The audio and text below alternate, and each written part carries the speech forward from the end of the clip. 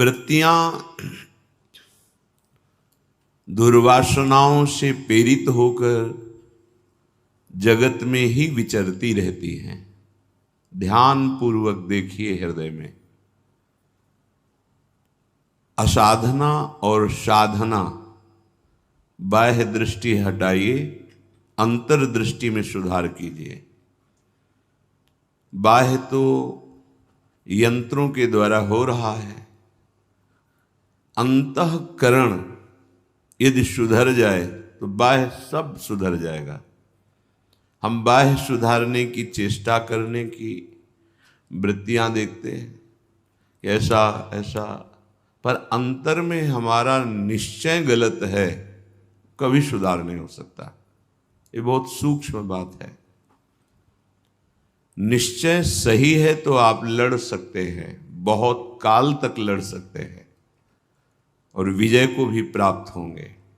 पर ये सहज ऐसा नहीं कि आप 4 दिन साधन की और विजय प्राप्त हो गई त्रिगुणात्मिका माया पर, ऐसा नहीं है। ये बहुत धैर्यवान, उकताए हुए पुरुष का ये मार्ग नहीं है, धैर्यवान का है, साहसी पुरुष का मार्ग है। हारना तो है ही नहीं, निराशा तो कभी नहीं आने देना चाहिए। परम वस्तु की प्राप्ति में निराशा की कोई गुंजाइश नहीं। ये बार बार इसलिए कह रहे कि बहुत दीर्घ मार्ग है। हम कुछ दिनों तक संयम से रहते हैं, फिर हमारी वृत्तियां हमको परेशान करती हैं, फिर हम कोशिश करते हैं, फिर परेशान करती हैं। तो उपासक अगर उत्साहहीन हो गया, निराशा युक्त हो गया, तो फिर बहुत मुश्किल होता है। ये पूरे जीवन की बात बता रहे हैं। ऐसा युद्ध बहुत दीर्घ काल तक होता है। इसको सहज में ना मान लें कि कुछ महीने, कुछ वर्ष तो हम सिद्ध हो गए। ये ऐसा मार्ग नहीं है, क्योंकि बहुत जन्मों से हमारी दुर्वासना मम सदा परिकर्षयन्ति, वो खींचती रहती है। जैसे जग भी जाए तो सुखद दुखद स्वप्न खींचता है, जगने पर भी। जब उसका अंतराय बहुत लंबा होता है तब वो विस्मरण होता है। नहीं, जग गए हैं, बैठे, पर उसी स्वप्न चिंतन में दुखद हुआ या सुखद, उसमें फिर जग के भी डूबने लगते हैं। अगर हमको तत्व ज्ञान भी हो गया है तो हम जिस साधन से तत्व बोध प्राप्त किए, उस साधन की तन्मयता हटने नहीं देना चाहिए। नहीं तो जैसे जगा हुआ पुरुष भी सुखद दुखद स्वप्न का चिंतन करके उसमें तदात्म होने लगता है, ऐसे ही जगा हुआ पुरुष भी, अर्थात ज्ञान को प्राप्त हुआ भी, अगर वो अपने चिंतन को जिस साधन से बोध प्राप्त किया है उसी में स्थित नहीं रखता, तो ये तो रहता है कि स्वप्न है, पर उसकी दुखद सुखद घटना प्रभावित कर देगी। इसलिए आत्मज्ञान से आत्मरति, आत्म तृप्ति, आत्मबोध, उसी में आजीवन ब्रह्मबोध महापुरुष तन्मय रहते हैं, एक क्षण भी व्यर्थ नहीं जाने देते।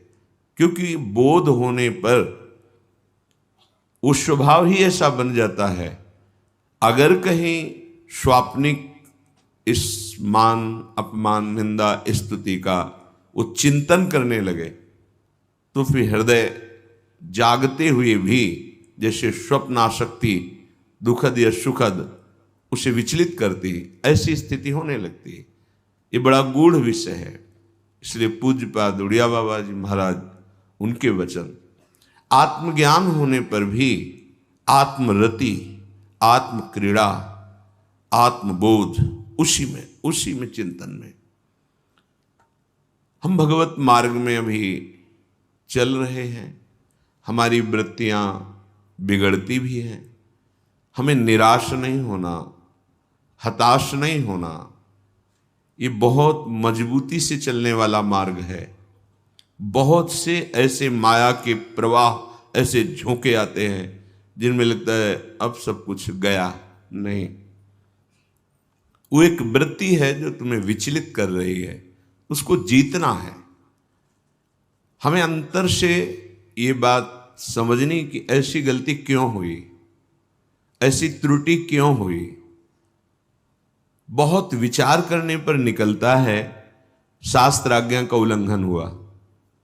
बिल्कुल आज तक के जीवन का अनुभव, जहां हमसे शास्त्र शब्दों का, आज्ञा का उल्लंघन हुआ, वहीं जलन हुई, वहीं हमें निराशा हुई, वहीं हम उदास हुए। बिल्कुल ये परमार्थ शास्त्र आज्ञा, गुरु आज्ञा पर ही प्रकाशित होता है। बिल्कुल, ये बिल्कुल बात समझ ली। थोड़ा भी मनमानी आचरण ये विचलित कर देगा, आपको भ्रम पैदा कर देगा, ऐसा कोहरा अंधकार पैदा कर देगा कि सत्य मार्ग समझ में ही नहीं आएगा। ये बहुत दिव्य मार्ग है। ये शास्त्र वाक्य उल्लंघन हुआ कि अंतर ध्यान हो जाएगा, आपको समझ ही नहीं आएगा, उल्टी समझ हो जाएगी। ये बहुत चढ़ाई का मार्ग है।